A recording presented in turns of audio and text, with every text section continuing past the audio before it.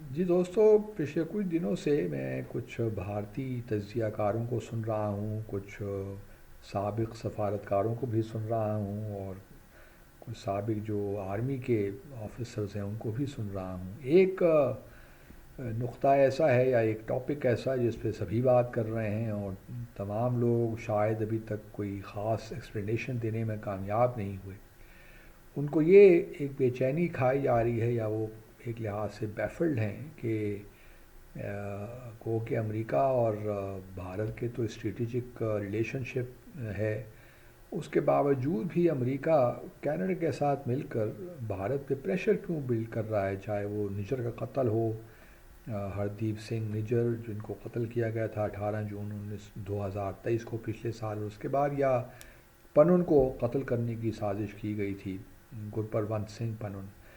تو یہ بھارت کے جو تجزیہ کار ہیں ان کو یہ سمجھ نہیں آ رہی کہ ایک طرف تو ہم دونوں کوآپریٹ کر رہے ہیں، ہمارے دونوں ممالک چائنا کے خلاف،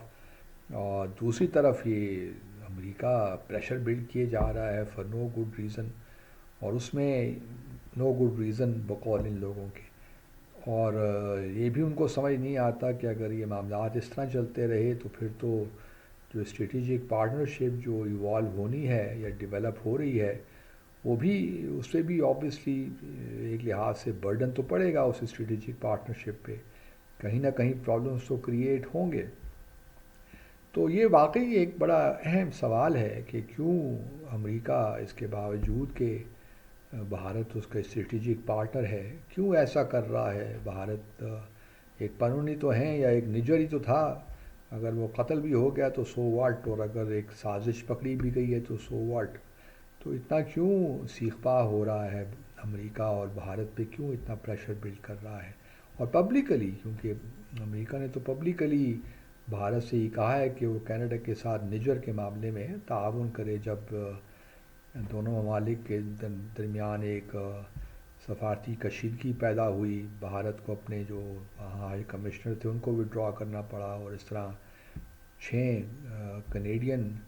سفارتکاروں کو ایکسپیل بھی کیا، تو کافی اس وقت کشیدگی تو ہے کینیڈا اور بھارت کے درمیان۔ تو یہ ایک معاملہ چل رہا ہے، اس کو ایکسپلین کرنا واقعی مشکل ہے۔ ایک طرف تو میں سمجھ سکتا ہوں کہ امریکہ کے بھی کچھ تحفظات ہیں، کیونکہ صرف چین ہی تو نہیں ہے نا، خاص طور پہ روس کا جو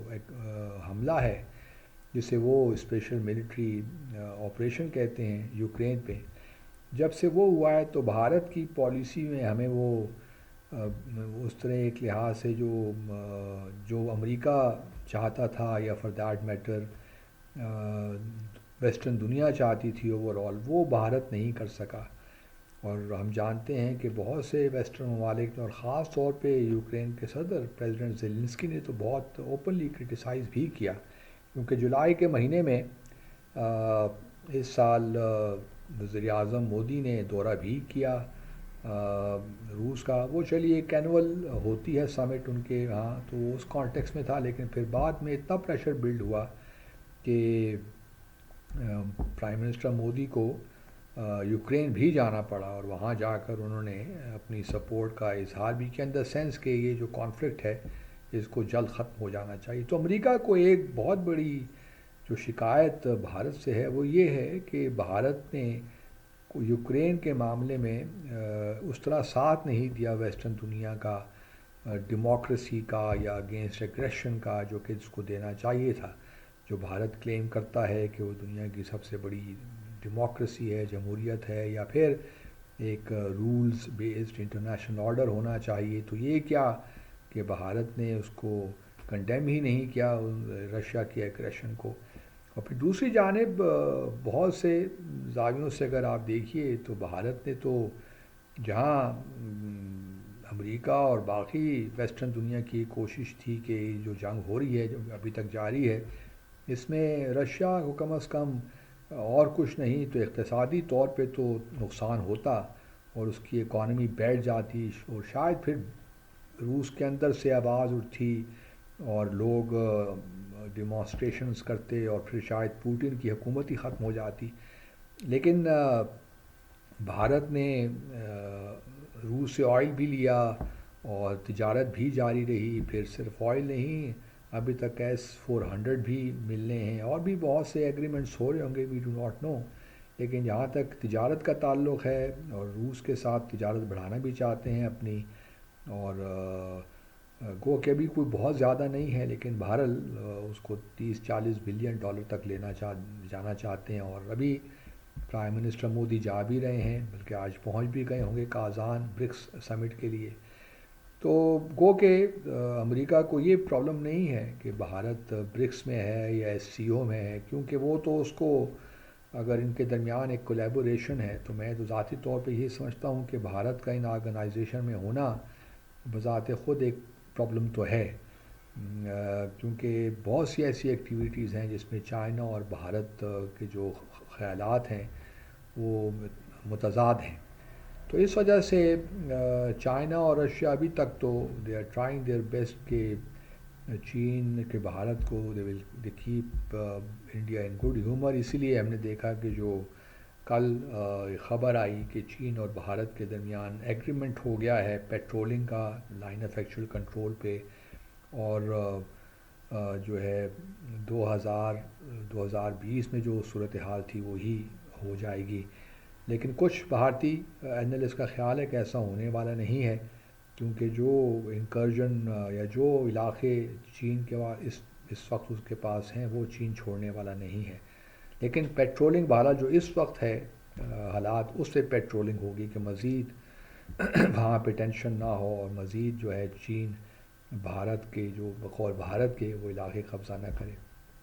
آپ کو یاد ہوگا کہ جب بھارت نے 5 اگست 2019 کو مقبوضہ جموں اور کشمیر کے بارے میں فیصلہ کیا تھا، تو وہاں لداخ کو الگ ٹیریٹری قرار دے دیا گیا تھا، اور اس میں پھر اکسائی چین